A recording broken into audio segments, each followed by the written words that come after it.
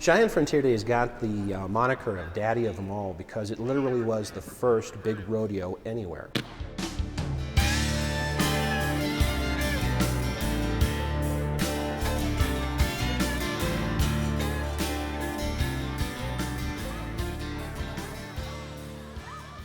Cheyenne started it in 1897 as a means to bring some economic vitality into an otherwise depressed economy. And this was certainly not what was expected to happen, but it soon became one of the premier rodeo events. Easily became known as the World Championship Rodeo, the place to go for any cowboy or for anybody who wanted to experience Western culture or Western life as it was experienced by the cowboys themselves. They would be able to come here to see it. The Cheyenne Frontier Days has all of the traditional rodeo sports that you would come to expect, including wild horse racing, steer roping, steer wrestling, calf roping, and then of course we have saddle bronc, bareback, bull riding, which is everybody's favorite, and so many other things. Cheyenne Frontier Days started in 1897, so we are in our 118th year of the event. And it got started as an effort to try and bring people up from Denver, Colorado.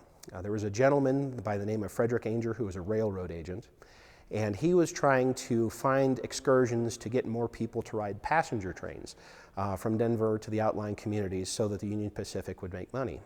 So he went to several communities, such as Loveland, Colorado, and asked them what kind of thing they would be able to have a fair for. And so they had a fair for corn, so they had Corn Day. They went to Greeley and asked them if they had something that they could grow to have a fair for, and they said Potato Day. And then they came to Cheyenne and asked what we grew up here. And unfortunately, not much. We used to have the largest cattle industry, portion of the cattle industry in the world. Certainly was incredibly influential during the 1870s and 1880s, almost made, or basically called the shots on how the cattle industry is run through a good portion of the United States. Unfortunately, thanks to bad weather, the cattle industry got wiped out in the 1880s and the state was trying to find a way to recover. So we actually didn't have anything that we thought somebody could have a fair for. Well, after several days of discussions, the railroad agent, Frederick Ainger, went back to catch a passenger train to go back to Denver. And as he was doing so, he noticed some cowboys wrestling a very obstinate and uncooperative horse into a boxcar. And it took them 20 or 30 minutes just to get this one animal inside this carriage. And he was so thrilled by the experience and thought it was so fun and so colorful that he canceled his trip down to Denver, reorganized another meeting with the city fathers and said, what about what I just saw with these cowboys trying to wrestle their horse onto a railroad car? So they decided they would celebrate the frontier and decided to have a one-day celebration in September to go ahead and see what they would be able to do. Now the pieces that we have here are an arrangement of items from the very first Cheyenne Frontier Day until about 1941. This is a souvenir ribbon in this frame from the very first Cheyenne Frontier Day in 1897. One of the few surviving remnants from that event. That was actually presented to us by a friend of the museum who is an avid collector of Old West and cowboy lore. We know that he found this in a friend's house in Laramie, Wyoming, and he made an offer to buy it for the museum, and they agreed. We do know that it has been around the country. It's been from one owner to the next for the last several decades. The farthest back we were able to trace it was back to San Diego in 1993, and we have no idea where it was before that. But now it is returned back to Cheyenne, and we're continuously trying to collect items just like this to expand the heritage collection that we have here. One of the most wonderful pieces that we most recently located here inside our own archives is this original letter from the Wyoming Frontier Day Committee dated on September of 1897. It has the signatures of the very first chairman. This was actually printed on letterhead by the Cheyenne Daily Leader, whose editor was on the committee. This is a fun, beautiful letter, explains exactly what they're going to be doing for that first Cheyenne Frontier Day here in that text box on the side. But then they're asking the city of Cheyenne for $250 to help the event. Unfortunately, what makes this particularly fun all the way back then is that we have the clerk's signatures on the back. that basically outlines their request, and it was rejected a couple of times by the city before finally, 10 days before Frontier Days got started, they finally said okay. So this is a wonderful piece. It was a close call. It was first submitted to the city on September 7th, and they didn't get approval for another 13 days as the clock was ticking down to the event. What we have here, this very early newspaper in 1926, is a discussion of what was happening here in Cheyenne 50 years ago. And we have by this time an event that's gone from 1 day to 5. And it's run by the Cheyenne Chamber of Commerce as an institution to try and generate income for the city of Cheyenne. These postcards are kind of fun. They show some of the early events, wonderful pictures showing our first frontier grounds. This is the Wild Horse Race, which is an event that still happens at CFD and is some of the favorites for everyone. Everybody still likes watching that. Here we have a postcard of O'Donnell on another horse called Whirlwind, about 1910.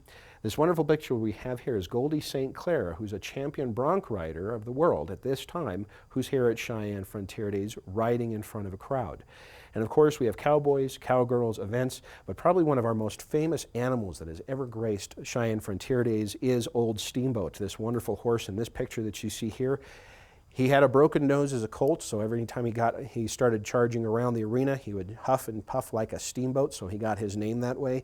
But he was considered to be unrideable. And anybody who did ride him, there was always controversy that something wasn't going the horse's way. He was just extremely tough, rather extremely famous. As a matter of fact, a lot of people in Wyoming believe that he is the horse on our license plate. That may not necessarily be true, but people believe it, so it's kind of an important thing. That here we have an animal that's so legendary that he's now part of Wyoming lore, not just Cheyenne Frontier Days. And this also is a magnificent piece. I love this because this is one of the rarest items in Cheyenne Frontier Days history. In 1931, Cheyenne Frontier Days decided to have or institute royalty for Cheyenne Frontier Days. We have a Miss Frontier and Lady in Waiting that have been with us for the last several decades. But this item right here is unique because it is the only black outfit, black leather outfit that we have ever had used. It was done in 1939 by Louise Holmes. When she was Miss Frontier, she decided to try and do something new. She decided she wanted to wear black buckskins. Frontier Days at that point was the last full week in July. So it was probably the warmest Miss Frontier that we've ever had. But her family has been kind enough to give us this outfit last year that they were keeping for themselves. And we have, of course, her original satin shirt, the vest that has her badge for Frontier Days, and also the Deputy Sheriff's badge that every Miss Frontier has had since the 1930s, her boots, her split leather skirt, her hat, even her purse. Well, for Frontier Days, it seemed like it was born under a rising star. And in that first year, it was so successful, it brought 4,000 people up to Cheyenne. But it was also so successful that a gentleman by the name of Buffalo Bill Cody heard about its success and was determined to actually have his show come to Cheyenne in correspondence with Cheyenne Frontier Days Rodeo. And the very next year, in 1898, he came, and I would say that was our tipping point because it brought even more people. And we went from 4,000 to an estimated 20,000 people in 1 year, thanks to the fact that he came. And when he brought in, he established parades for us. He was also the inspiration to bring Indians to Cheyenne for the first time. It was a marvelous affair with more celebrities than we could possibly imagine starting to arrive, from our senator from Wyoming to governors from surrounding states. And it even got to the point that by 1903, President Teddy Roosevelt came to see Cheyenne Frontier Days as well, which just sealed the deal. And from that point on, we've had people that are at the forefront of Western culture, politics, theater, who would want to come out to Cheyenne to be a part of this event. Where we are at right now is in the main rotunda of the Cheyenne Frontier Days Old West Museum. The Cheyenne Frontier Days Old West Museum was created in 1978 by a group of women who were responsible for putting on the parades for Cheyenne Frontier Days, known as the Wheels. For many years, they had been looking for some place to display and take care of the old antique carriages that we have in Cheyenne Frontier Days collection. And this museum finally was established in 1978 when they closed the old dance hall pavilion. Cheyenne Frontier Days agreed to let a museum be established to talk about Cheyenne, the Old West, Western art, and of course the carriages that we have in our collection today. We have the trophy saddle for the Cheyenne Frontier Days all-around champion. This is his saddle. It's going to be awarded this Frontier Days in 2014. This one that we have here is the example of the saddle as it was in 2012. But we have examples of saddles, like this one that's sitting right over behind me, was the one that Clayton Danks won here in 1907. So it's 107 years old, and this is the continuity that we like to show people, is that the trophies that were awarded then are still important and still part of our lore today.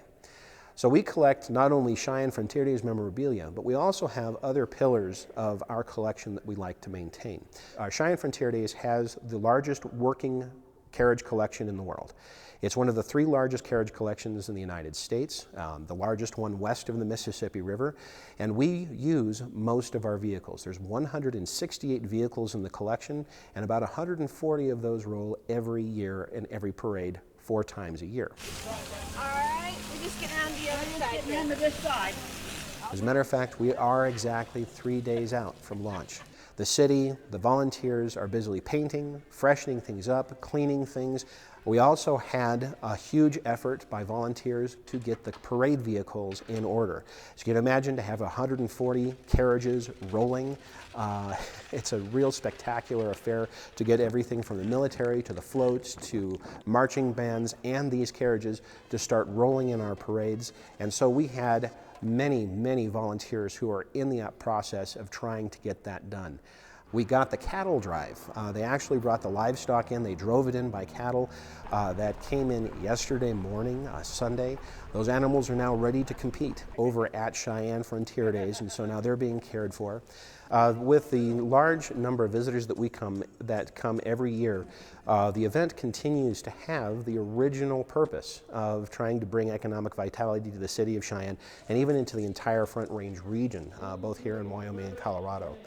And I would say with easily 250,000 visitors every year that come to see our event for the 10 days that it's running, the contribution to the city, the county, and to the state is astronomical. I don't think Cheyenne would be Cheyenne without Cheyenne Frontier Days. This community owes a great deal of gratitude to the people that continue to volunteer to make this event happen. The city has benefited tremendously. It has grown because of the influence of Cheyenne Frontier Days. But I think in so many ways, the history of Cheyenne and its legacy and legend that are known throughout the world would be significantly reduced if it were not for this event.